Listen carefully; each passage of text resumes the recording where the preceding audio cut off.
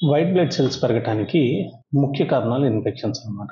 అంటే నార్మల్గా మన శరీరంలో 4,000-11,000 దాకా వైట్ బ్లడ్ సెల్స్ ఉంటాయి అనమాట. తెల్ల రక్త కణాల పని ఏంటంటే ఇన్ఫెక్షన్ని ఫైట్ చేయడానికి మన శరీరంలో తెల్ల రక్త కణాలు ఉంటాయి. 4,000 కన్నా తక్కువ ఉన్న ప్రాబ్లమే, 11,000 కన్నా ఎక్కువ ఉన్న ప్రాబ్లమే.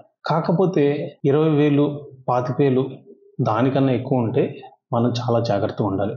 ఎందుకంటే క్యాన్సర్ రావడానికి కూడా బ్లడ్ క్యాన్సర్లో ఒక క్యాన్సర్ అయినా లుకేమియా అన్నది కూడా వైట్ బ్లడ్ సెల్ ఇంక్రీజ్తోనే ప్రెసెంట్ అయింది. So most of the times leukaemias ఏంటంటే చాలా అగ్రెసివ్గా ఉంటాయి అనమాట. ఇవి 1,50,000 కన్నా ఎక్కువ ఉంటాయి.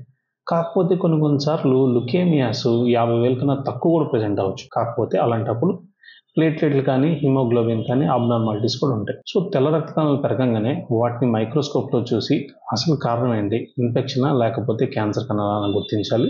డిలే చేయకుండా హెమటాలజిస్ట్ని కలవండి, సరైన ట్రీట్మెంట్ పొందండి.